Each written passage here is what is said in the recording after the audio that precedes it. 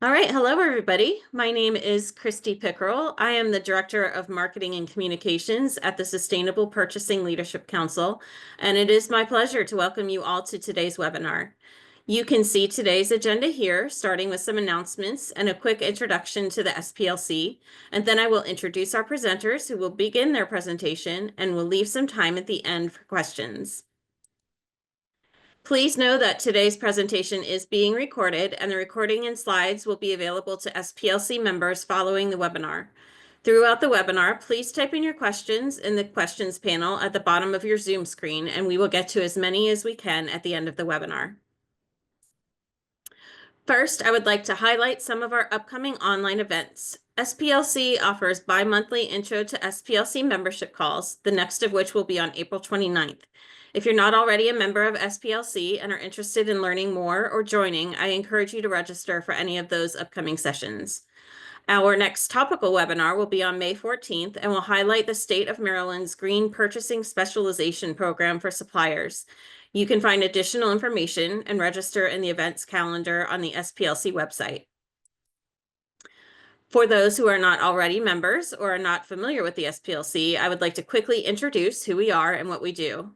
The Sustainable Purchasing Leadership Council, or SPLC, leads a global community of purchasers, suppliers, advocates, and experts dedicated to building a sustainable world through the power of procurement.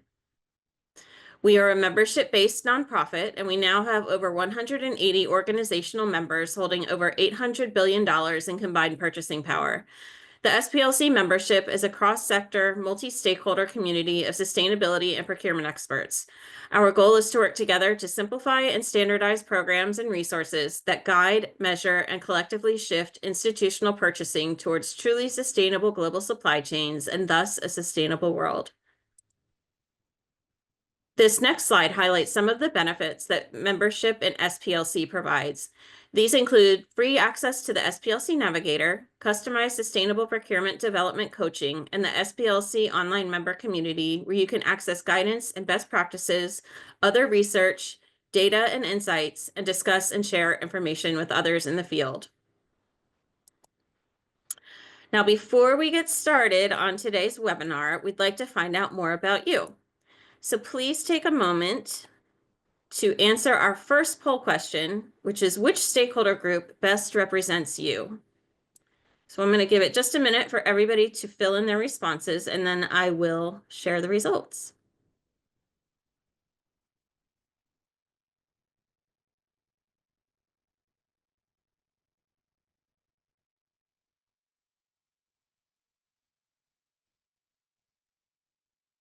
All right, I'm going to give it about 15 more seconds for you to put in your answer.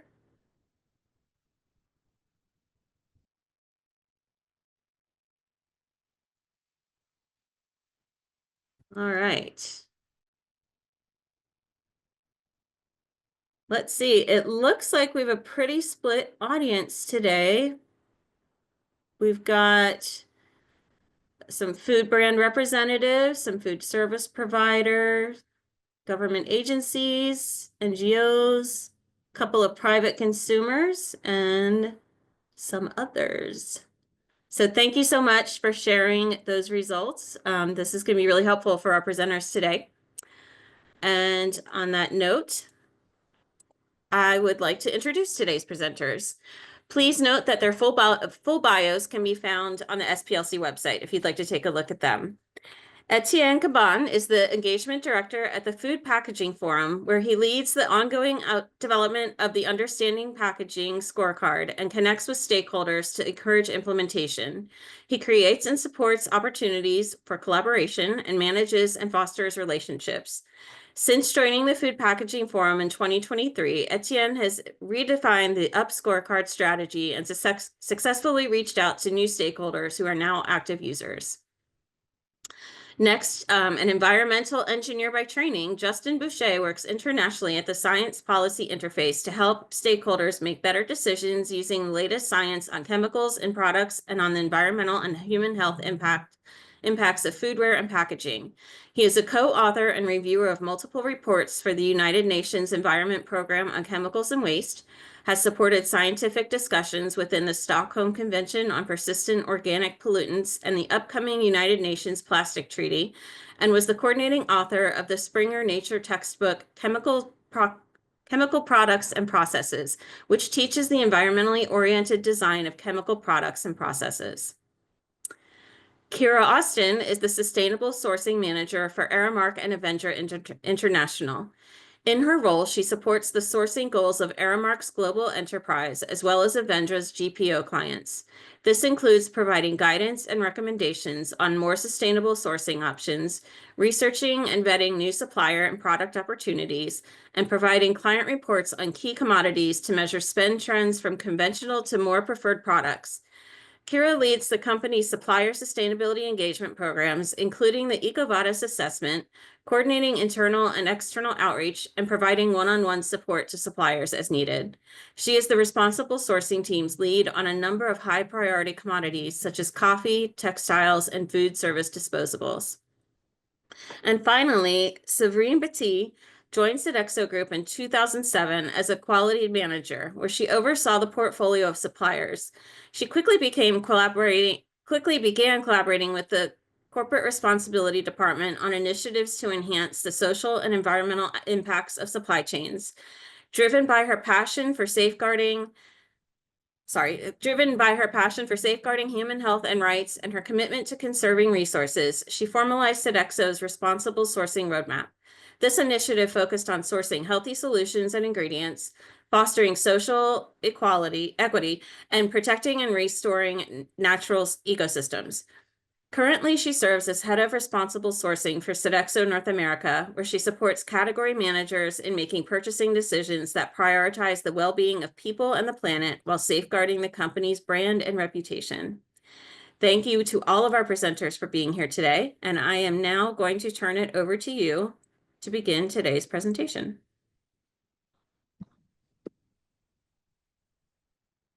Thank you, Christy. Thanks for the nice introduction. Good morning and good afternoon to you all. I'm Etienne Caban from the Food Packaging Forum. The Food Packaging Forum is a non-profit independent research and communication organization. We are based in Zurich, Switzerland, and we focus on sharing the latest science related to environmental and health impact of food packaging. So I'm going to start us off in the next 10 minutes. I'm going to give you a little bit of an overview as to why we created this tool, the Understanding Packaging Scorecard. You will hear a bit more about the metrics that are behind the scorecard, and I will give you a short demonstration at the end.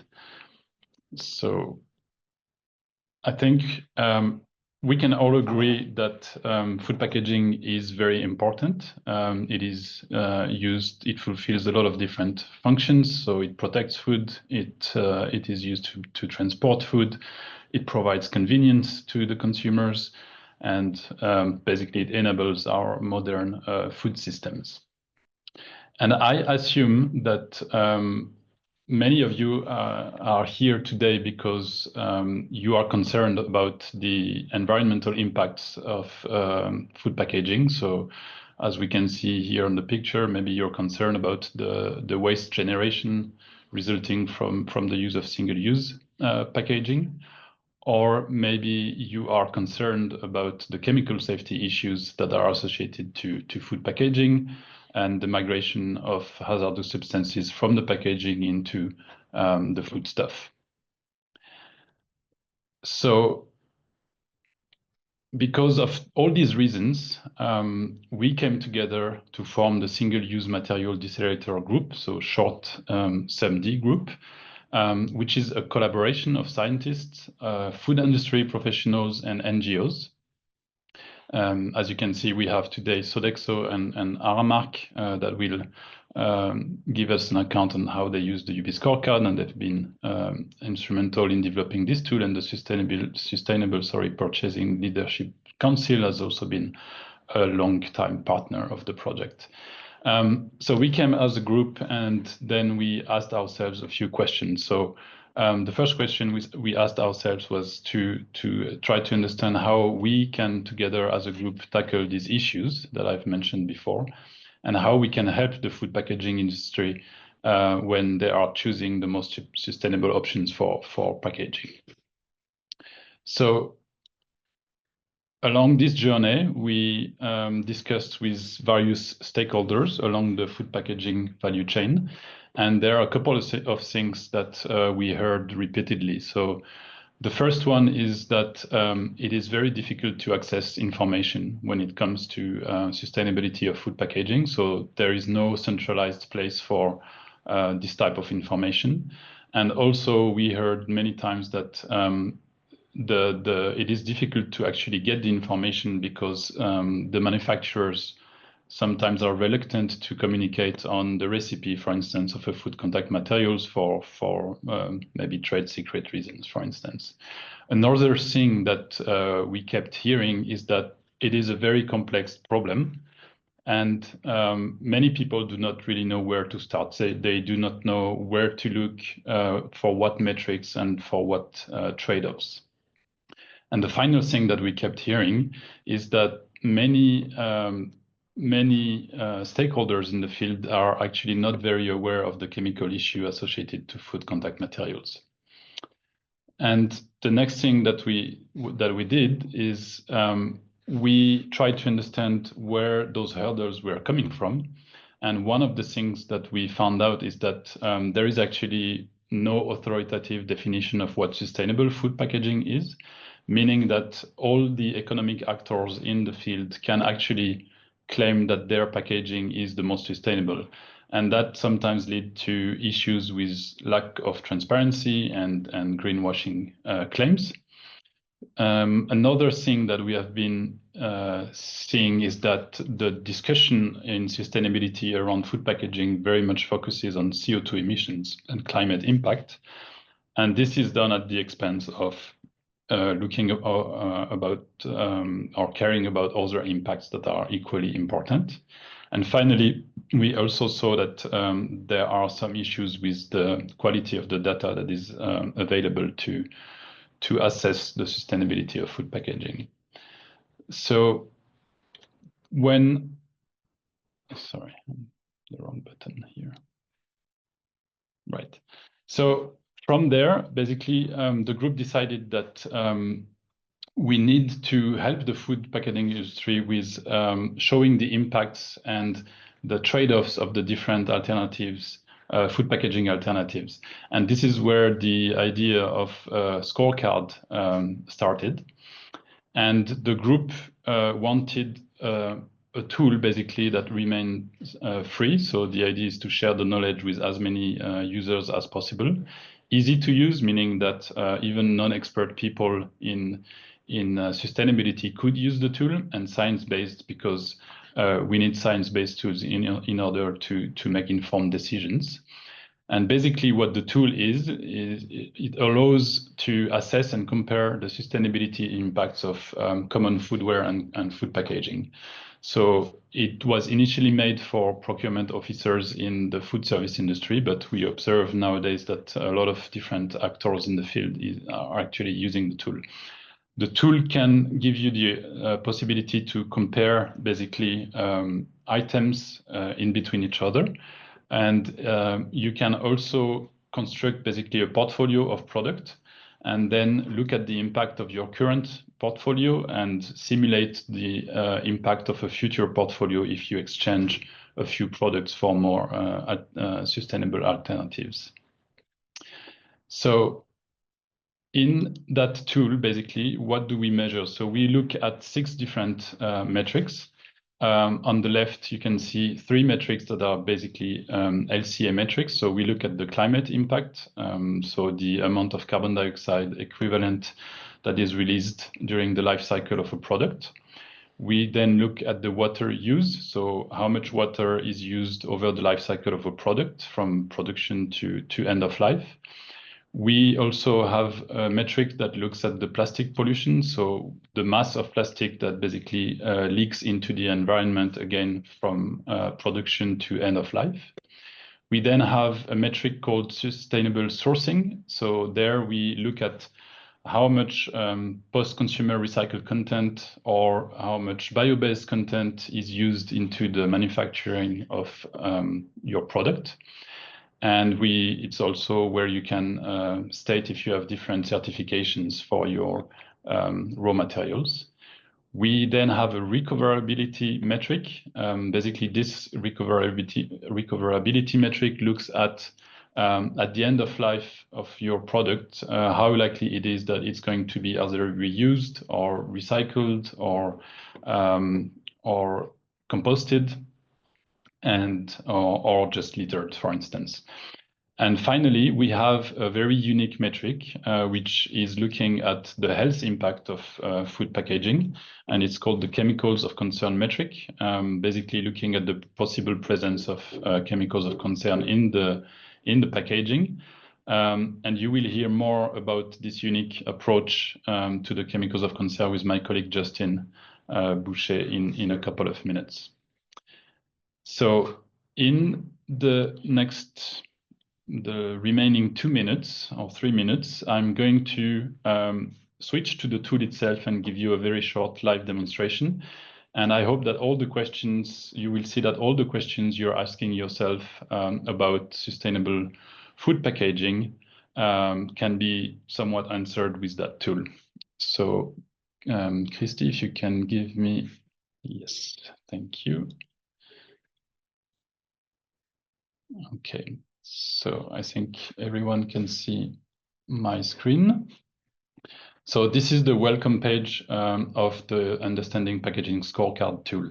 You can see here in the middle the comments basically to start your assessment, and I will come back to this in a minute. I just want to highlight on the top right here, you have different icons that lead to different help resources.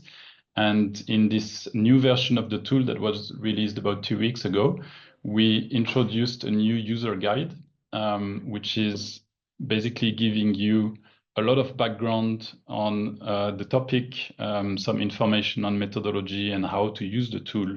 So it contains tutorials, examples, and a lot of links to other resources. It also has a search bar. So this is a new addition to the tool, which I think will be very useful for the users. Back to the tool, I'm going to make a short demonstration with a comparison between products. So that's the, let's say, basic use of the tool. So you see here a lot of comparisons that I've made for myself, but I will start a new comparison for this demonstration here. So the first thing you want to do is to provide a name to this demonstration. Okay, then click next. The first thing you have to enter is to select the geographical region where you want the product to be used. So for the sake of this demonstration, I'm going to use United States, for instance. And once you have selected the region, you are asked to select a use case. So we have about 13 different use cases. For the sake of this demonstration, I'm going to show you for beverage containers. Once you have selected the use case, you are asked to give what types of food or beverage are going to be contained in these items. This is important because the type of food contact material is going to influence the chemicals of concern score afterwards. So we can select predefined food, or you can actually define your own food if you don't find it in the list here. So I'm going to select soda for this example. And once you have selected this food, you reach the next screen where you need to choose which products you want to include in your comparison. So you have a set of default products that you can see here. And you can also create your own product if you do not find the product in this list of default products, you can actually define your own. So I've defined a lot of products for my own utilization. For the sake of clarity, I'm going to uncheck them and select only the default products for this demonstration.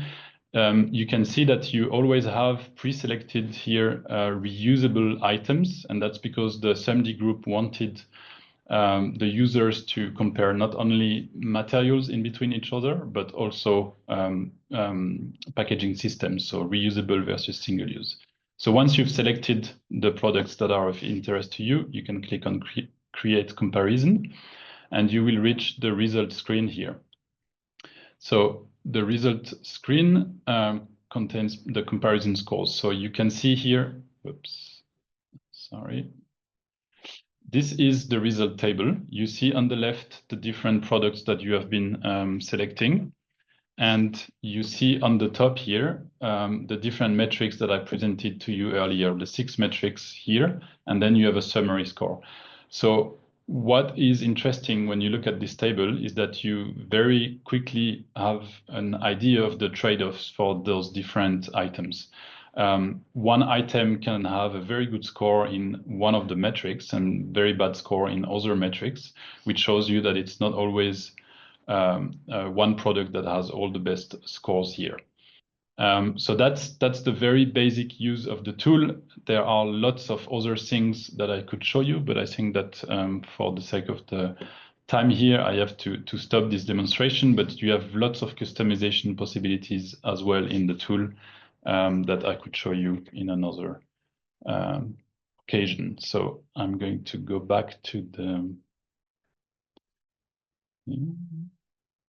Stop sharing.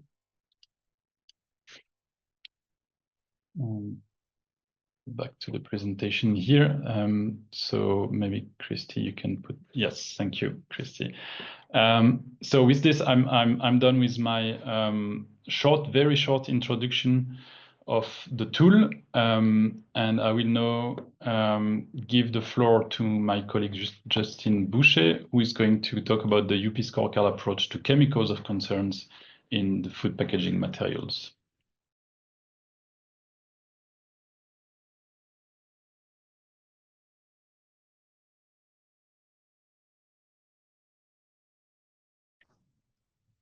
Thanks, Etienne. Hi, everyone. I literally just switched seats. My name is Justin, even though my name on Zoom says otherwise. I'd like to give you a bit of an introduction to chemicals of concern metric that's pretty novel within the scorecard, and then we often get questions about. So as I said before, as Etienne said before, there's a lot of robust evidence about the many different chemicals that can migrate from packaging into our food. And we were motivated to work on this issue within the UP Scorecard after realizing that current regulatory requirements, including in the EU and the US, are not sufficiently protective of all the different health impacts that these chemicals present in food contact materials can have. And this is outlined in a 2020 peer-reviewed consensus statement by 33 international scientists that work on the field.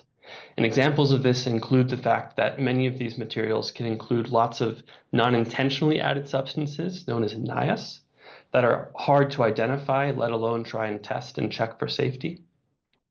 And also there's lots of different health pathway impacts that can occur beyond just causing cancer, which is often a focus of current regulation, such as endocrine disruption and the many different endocrine systems we have that some of these chemicals interfere with. And this is often being overlooked right now in the current requirements.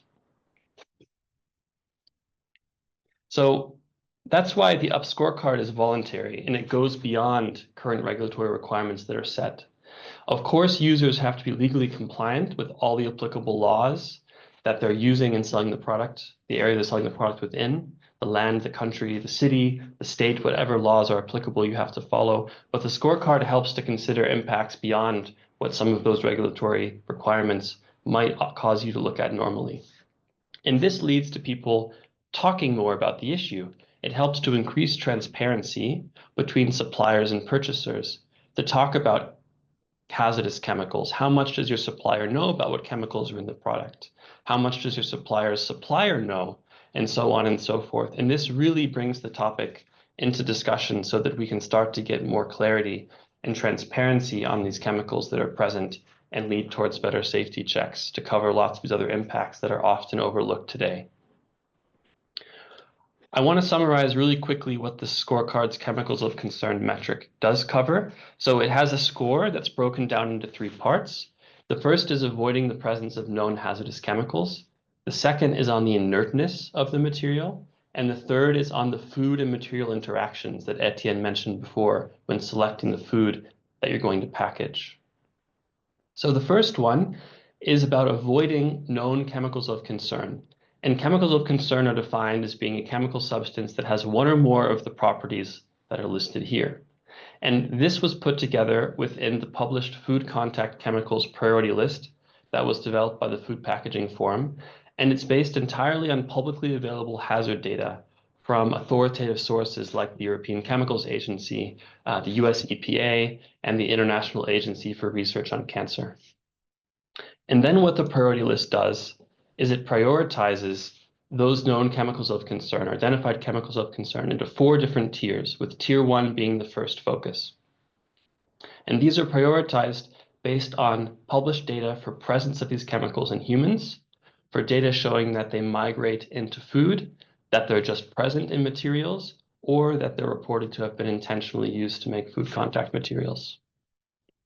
And important is to note is that you can increase the chemical of concern score by confirming that the product doesn't intentionally include any of the chemicals in one or more of these tiers. And I'll show a screenshot of how to do that in the next slide. But first, I want to talk about the second part of the metric, and that's the inertness score. So highly inert materials include glass, stainless steel, and ceramics. And that's because their structures are so fixed and they really prevent chemicals from moving into or out of the material, or from the material interacting with the food. And importantly, that includes these non-intentionally added substances that we don't know about that can also migrate. Having high material inertness helps to avoid these unknown substances from migrating and exposing consumers. And the last one is this food and material interactions score. So when you input what kind of food you're packaging or what kind of food you're serving, this helps to define the properties of that food.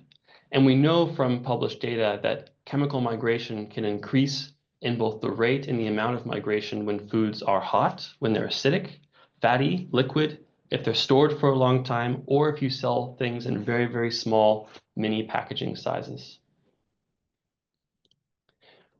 And just lastly, I want to highlight an important point, which is that in the scorecard, when you get to the results page, you'll see that all products are shown to have a pretty low chemicals of concern score. And that's because everything in the scorecard is assumed to not be compliant by default. It's up to the user to manually confirm that the product doesn't have any of those chemicals of concern. And that's simply because every product can be different. There's so much complexity in terms of the materials and the ingredients that manufacturers can use that it's hard to just make an assumption about most of the materials in the scorecard. So you increase the score by manually making an update. One exception to this is the inertness score. And there, inert materials like stainless steel, glass, and ceramic have a slightly higher score by default, simply because they're inert and that helps to address these non-intentionally added substances. So you'll see that those materials by default have slightly higher scores than non-inert materials like plastics and paper. So when you're on the results page of the scorecard, you'll see that next to each product, there's a little tiny 3-dot menu. And when you open that, you can change lots of things about the product, including transport and so on and so forth. But if you scroll down to the bottom of that menu, you get to a section labeled presence of chemicals of concern. And there you have 2 columns where you can click radio buttons to fill out if the product is compliant with one or more of the tiers of chemicals, and then how you declare that compliance. And then when you select new options there, and then press the save button, you will have an updated score that shows up for a custom product on the results page. Lots more information about all the background data and how these scores work is in the guide published online, also in the short user guide Etienne mentioned. It's a great place to go look for a quick overview that has more detail, but we can also discuss more at the end of the session if you have questions. And I will leave it at that for the COC score. And I believe before we go on to the next speaker, we have a few more questions we'd like to ask you all as participants to get a better understanding about who's here and what you're interested in. So maybe I'll invite Christy to go ahead and launch that next question for everyone, which is shown now on your screen. When it comes to selecting sustainable food packaging and foodware, which departments or partners are mainly involved in the decision-making process where you work?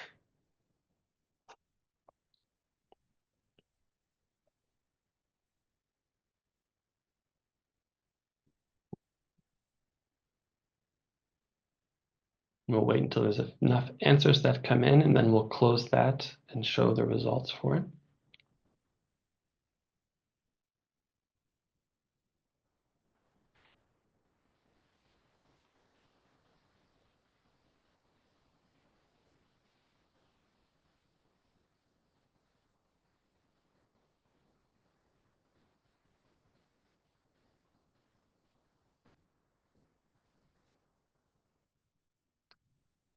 Okay, about 10 more seconds, and then I'm going to close the poll.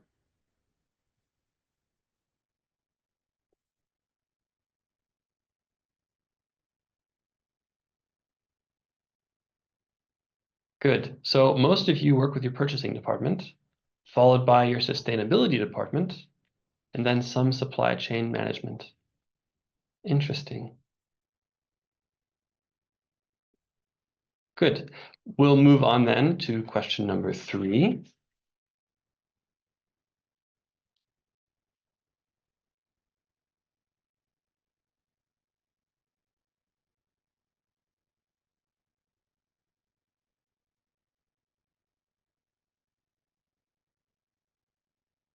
What is your main source of information about alternative sustainable packaging options?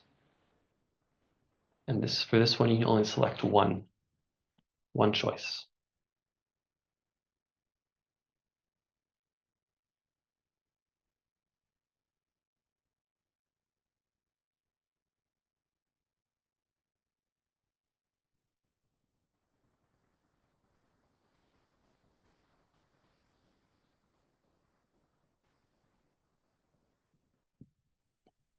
Ten more seconds.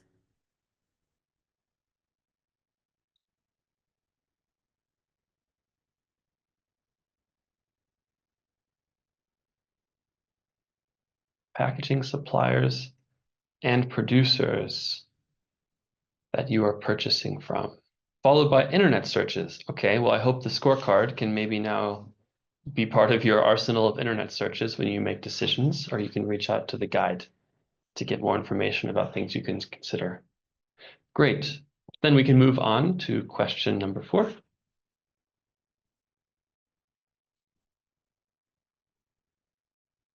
What are the most important criteria for you when evaluating new food packaging and foodware alternatives? This is a multiple choice, so you can select more than one.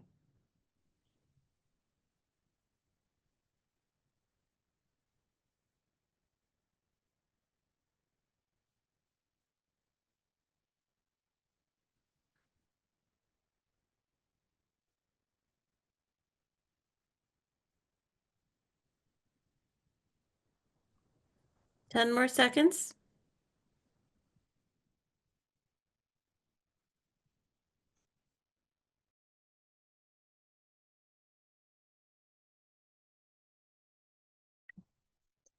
Sustainability. Well, that's not completely unsurprising given that you're in this webinar right now, but followed closely by cost and then by availability. Okay. Great. Then moving on to the last question. Regarding foodware and food packaging sustainability, what do you consider are the most important criteria in the decision-making process? Also here, multiple selection possible.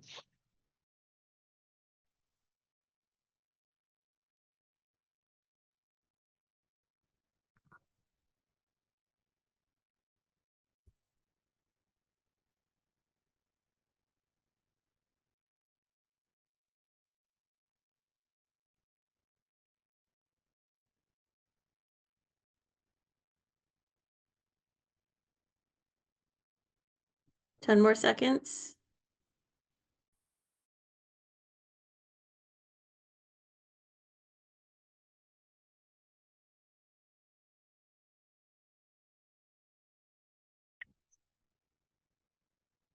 compostability or biodegradability, followed by recyclability and reusability, and chemical safety, which ranks pretty high up there.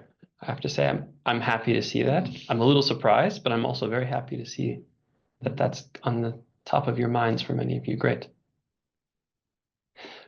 With that, thank you very much for joining in those questions with us. And we'll continue with the presentation, and switching gears a little bit, we're going to pass on to one of the users of the scorecard, who's going to speak about their experience, and I will give it over to Kira. Thank you so much, Justin. Really appreciate that. It's great to have everyone on the call today, and it was really interesting to see your responses to the poll questions. I think it's very helpful that we have some very similar thoughts. So as mentioned, I'm Kira Austin. I'm the Sustainable Sourcing Manager for Aramark and Vendra International. And we've been working with SPLC and SumD for many years now. So it's just really great to be able to talk about the UP Scorecard today. So for those of you that may not be as familiar with Aramark and Vendra, we are a global leader in food and facility services, and we have operations that span a number of lines of business, including education, healthcare, business, sports. We have our Vendra hospitality clients and beyond. As you can imagine, we have a passion for service and responsible business, and this can really be found in our annual Be Well, Do Well report. Our responsible sourcing team supports and guides both the Aramark lines of business and operations, as well as our Vendra hospitality clients in their sustainability procurement goals and work, with a particular focus on food service disposables, which is, of course, what we're going to be talking about today. As you can see, we embed circularity and sustainable sourcing as key tenets of our Be Well, Do Well commitments. So regarding the embedding circularity strategy, you can see here how we approach the waste reduction process, how we work on with our clients and in our Aramark business to create positive impact. Probably like you, we've seen a lot of increased focus on human health, on environmental concerns. There's certainly a lot more state and municipal regulations that are coming through. And so we're really working to rethink food service materials and waste. So more specifically, Aramark is working to eliminate single-use plastic straws, stirrers, and plastic takeaway bags. We're working to eliminate expanded polystyrene or foam. And with our vendor hospitality clients, they have their own waste reduction and sustainability goals. And so we work in collaboration with them to identify and activate on higher impact opportunities, such as cups, cutlery, containers, so on in food service. So as you know, we certainly agree, this is a complicated category. And many people want to know, which material is better? What do I choose? How am I more environmentally friendly? I also imagine you've discovered by now that there's no one size fits all solution. So we work with our clients to discuss their goals and criteria. We evaluate their spend by material. That goes into providing guidance and more sustainable options. That includes looking at the reuse and recycling and composting options that are available. So in working with our clients, we've found that there tend to be two buckets, and some clients really just want kind of general support and guidance and overview of what materials to prioritize. And some teams are interested and able to really dig in more deeply to find the nuance of the product and material appropriate for their specific locations and their specific waste stream access. So to try to navigate this category, we'll go back a slide. we've created our material spectrum for food service disposables. So like you, we gather information about packaging materials from a variety of sources. And through this research, and in particular using the UP Scorecard, we've created the spectrum. So we've found that it's particularly useful for our first bucket of clients. They're looking for a summary, some introductory guidance of what to transition to and why. So hopefully you'll agree this is kind of an easily understood pathway. So in general, we recommend plant-based materials that are certified compostable if composting is available, right? That's really the best outcome. If recycling is available, we then, of course, would want to recommend if you're using plastics to select the more commonly recyclable plastics, in particular numbers 1 and 2. That might bring up the question about landfill. What if everything just goes to landfill? And so there, of course, can be conflicting information about that. But through our use of the UP Scorecard and the scoring, what we've found is that plant-based materials tend to have a lower environmental footprint than plastic, even if they go to landfill. And so for our spectrum, we try to keep the fiber and paper products to the right, to the more preferred material side. And then moving into an example, go back to hot cups. This is geared more towards our second bucket of clients. I know there's a lot of information here. So these clients are interested in more of the fine details. So as Etienne and Justin mentioned, the scorecard can be customized to reflect more of a product's attributes. Could be the rate of recycling or composting. It could be the material certifications such as FSC for paper or BPI for composting, and even adjusting the percent recycled content in a product. So for our more advanced clients, we can really leverage the scorecard to provide examples and guidance of the expected use of a product and the waste streams available. So looking here at paper cups, our client asked us to adjust certain aspects, and one cup was customized to have FSC, Forest Stewardship Council certified paper with a PLA compostable lining. One of the cups was the PLA lining, but it was not the FSC certified paper. And then another cup was the more traditional paper cup with a plastic lining. So we found, per the scorecard, that this customized cup with the FSC certified paper and the PLA compostable lining scored the best. So this allowed us to work with our client to take the UP Scorecard results, present them to their ops and procurement teams. They were able to reference the research and methodology used, and that really helped them build their case, not just to transition to more paper products, but in particular to push and implement FSC certified paper products. So we were particularly pleased with that outcome for them. And then keep going one too far. One of the earlier poll questions was regarding the criteria you can consider. And so in this example with cutlery, the client was looking, of course, at availability, cost, function, the sustainability attributes, certainly. And so with their commitment to reducing single-use plastics, they were looking for a renewable resource. They wanted a certain look and feel. And so after evaluating the results, as you can see here, they ended up prioritizing the certified compostable PLA cutlery because of that look and feel. It was a better fit for their situation than the wood option for their overall program. And so that just tells me that we can use the UP Scorecard for guidance. It doesn't mean you have to select a certain product. We're just really pleased to be using the UP Scorecard. We think it's a really fantastic tool. It adds to what we can use for our research and recommendations. We truly value the science-based and science-backed evaluations. It helps us avoid general claims and potential for greenwashing, which we all want to avoid.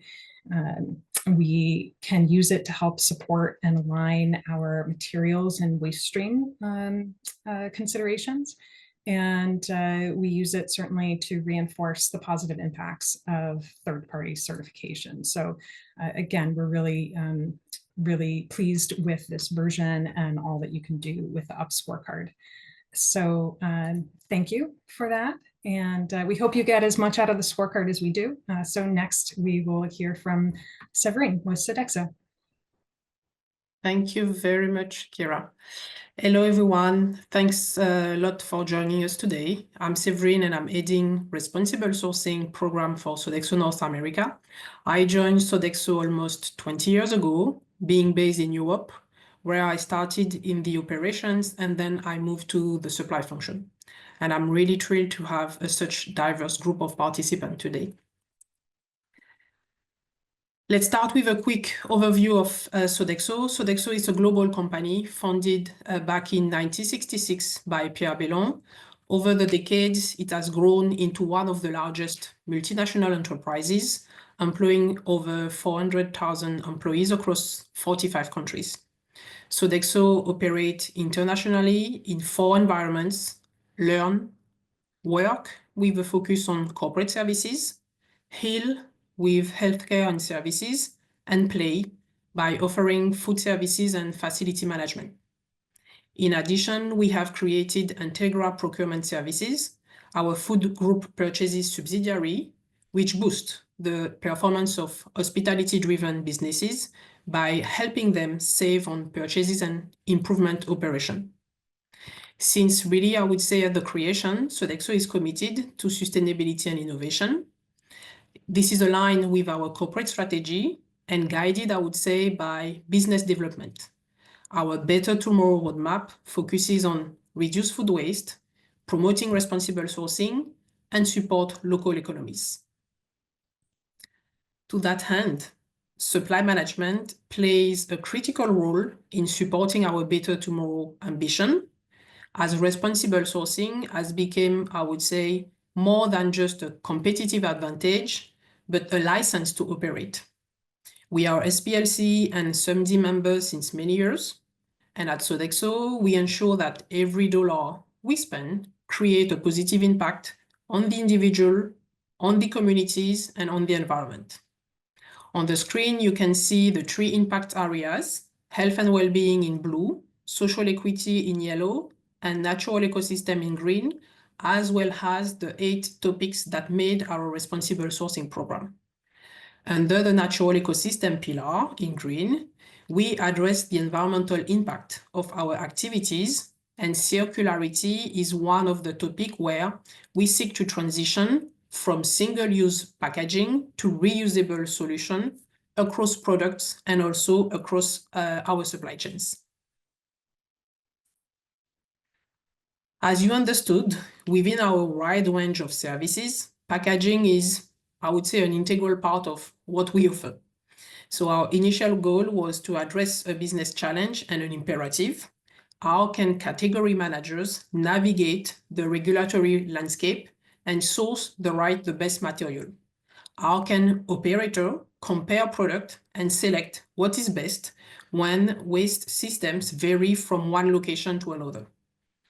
Our packaging strategy is articulated around reducing waste through reusables and prioritizing the most sustainable alternative when reusables are not viable by leveraging site compliance with our internal system that we call the Managed Order Guide. We have developed a number of operators facing supporting materials related to our different packaging solution. The first, I would say, resource and material is called our Enhanced Food Service Packaging Selection Guide. The objective of this guide is really to walk our team through a decision tree about choosing the most sustainable packaging for their operation, with a focus first on reusable And when reusable is not possible, then we move them to disposable option. In support of those decision trees, we have some additional resources. As an example, for a site, when we determine that reusable packaging may be viable for them, there is our reusable to-go container program guide that includes a lot of detail. As an example, our reusable contracted product or our contracted partners such as Topanga, Aussie, or Reddish.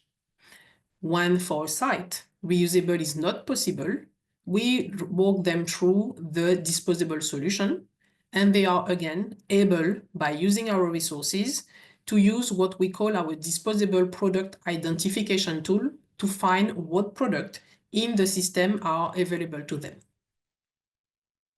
So, as I said, if reusable is not an option, users are directed to our disposable packaging decision tree, and this is really to help them to understand what waste streams are available, what opportunity do they have around site to collect those waste streams. Also give them opportunity and ability to communicate to consumer about what goes into what bin, for example, or what type of material are available for their collection in their local area. So it's really enable the conversation with the local waste hauler and help operator to find what material best align with what is accepted locally. And whether they have composting stream or recyclable stream, as an example, we are helping them to find the solution. When they have visibility on the local capabilities, they can easily use the product identification tool. As I said, the purpose of this tool is to help operator to find the right material that are available in their manage order guide. So we are here talking about compliance with supply management processes for their particular site and available also in distribution. So now let's look at the product identification tool itself. You can see on the landing page of the product identification tool, there are many information on how to use the tool. And we have also created a glossary with the different terms that we are using. We leverage the work done within the SUMD group to provide our operators with sustainability information. They can do search by different ways. For example, as the tool is organized by type of categories or type of subcategories, they can filter on cups, cutlery, food container. They can search for specific primary material. We did align with SUMD classification. They can filter by certification schemes related to the sourcing material or the end of life of the product, such as FSC, Compost Manufacturer Alliance, or BPI certified, as an example. User can also easily identify what product do not contain added PFAS, as an example. So we continuously survey our supplier to enrich our identification tool and keep accurate data available to our operation. To keep this consistency, we leverage the UP Scorecard resource to assess the product material and their environmental impact by ensuring that evaluations are grounded in science-based decision. We appreciate the exhaustivity of the scorecard because, as you understood from Etienne, the scorecard is covering 6 areas, from plastic pollution to sustainable sourcing. To support our knowledge, we organized cross-functional training sessions to navigate the packaging landscape and understand the UP Scorecard methodology and tool.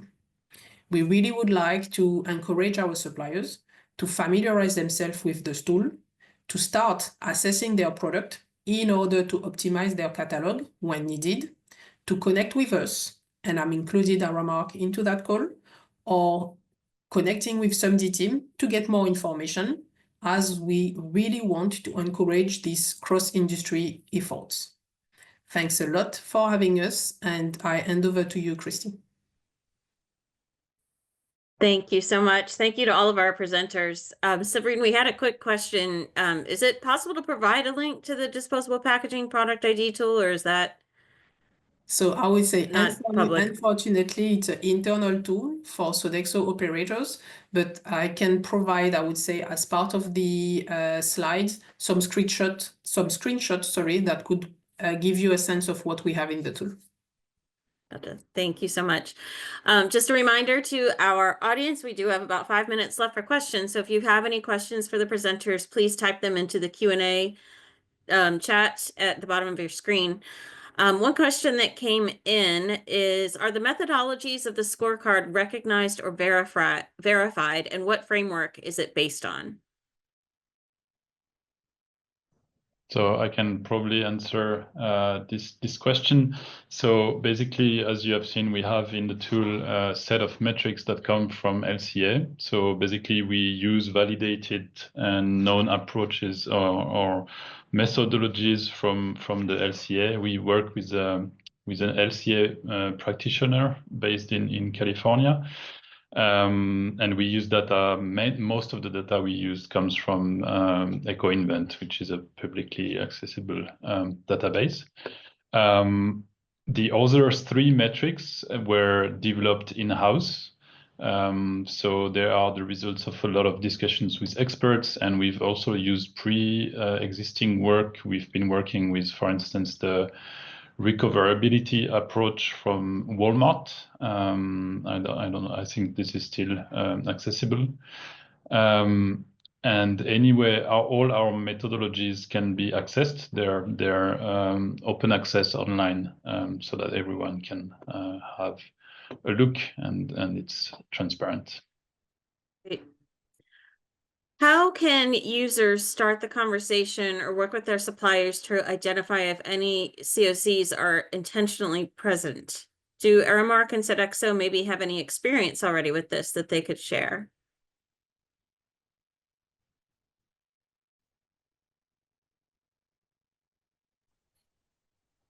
That's a great question. I think what comes to mind is PFAS. And hopefully that's a decent example where, with fiber, in particular, fiber-based products, some in the past have had, and currently perhaps may have PFAS, which is considered a forever chemical, embedded to help it be moisture resistant, grease resistant.